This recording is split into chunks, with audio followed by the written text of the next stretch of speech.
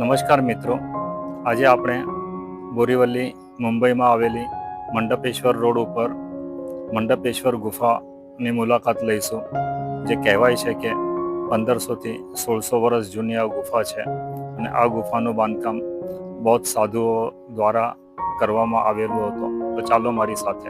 બોરીવલીમાં આવેલી આ ગુફા આમ તો ભરચક એરિયાની વચ્ચે હવે આવી ગઈ છે કે એક જમાનામાં જ્યારે મુંબઈ 7 ટાપુઓની વચ્ચે વહેંચાયેલું હતું ત્યારે આ ગુફાઓ અહીંયા બનાવવામાં આવેલી હતી.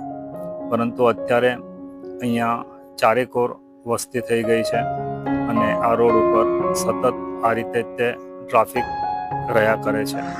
ગુફાનું મેઇન પ્રવેશ દ્વાર રોડ તરફથી આવતો બૌદ્ધ સાધુઓ દ્વારા બાંધવામાં આવેલી આશરે 1500થી 1600 વર્ષ પહેલાં ઈસવીસન 520થી 550ની આસપાસ બાંધવામાં આવી છે કે જ્યારે મુંબઈ શહેર 7 ટાપુઓની વચ્ચે વહેંચાયેલું હતું.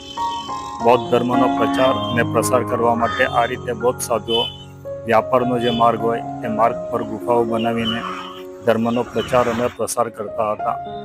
પરંતુ અમુક વર્ષો પછી પોર્ટુગીઝ સત્તાધીશો દ્વારા આ બોરીવલી ટાપુનો કબજો જમાવેલો અને આ ગુફાની અંદર એ સૈનિકો દ્વારા ઘણી તોડફોડ કરી છે, મૂર્તિઓ ધ્વંસ કરી છે અને પોતાના ક્રિશ્ચન ધર્મ માટે તમે જોઈ શકશો કે એક ઠેકાણે મૂર્તિ તોડીને ત્યાં ક્રિશ્ચન ધર્મનો ક્રોસ કંડારવામાં આવેલો છે.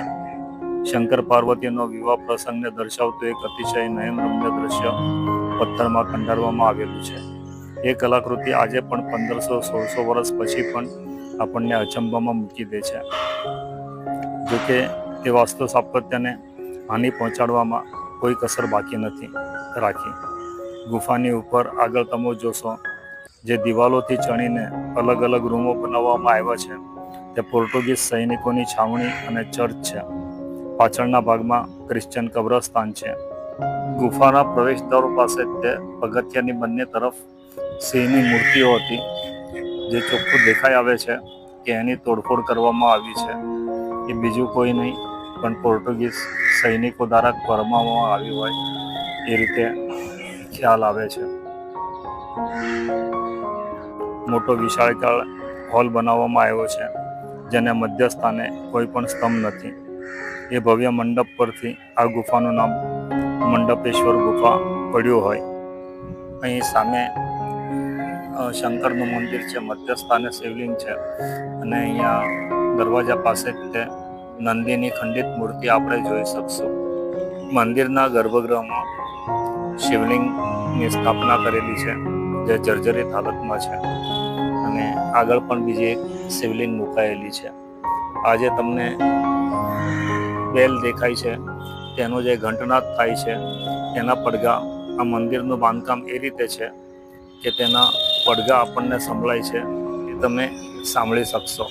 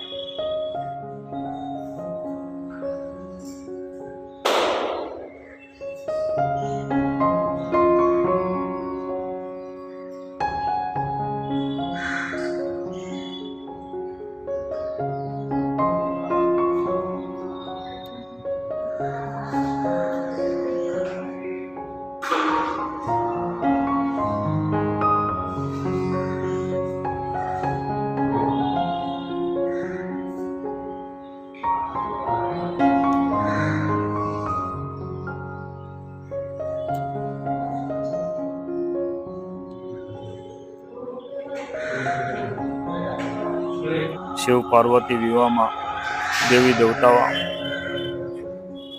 સ્વર્ગમાંથી પુષ્પવૃષ્ટિ કરતા દેખાડ્યા છે. દેવ ગંધર્વોના આશીર્વાદ અપાઈ રહ્યા છે. સંગીતમાં મૃદુંગ અને ઢોલ વગાડતા કલાકારો દર્શાવવામાં આવ્યા છે. નર્તકીઓ નૃત્ય કરી રહી છે. પશુ પક્ષીઓની હાજરી છે. જો કદાચ આ દ્રશ્યને બારીકાઈથી જોવામાં આવે તો ઘણું બધું આ શિવ વિવાહની મૂર્તિઓ કહી જાય છે. તે વાસ્તુ પર કુદરતી સૂર્યપ્રકાશ પડે અને તે દ્રશ્ય દૃશ્યમાન થાય તે માટે પૂર્વ દિશામાં એક બારી પણ કોતરવામાં આવી છે.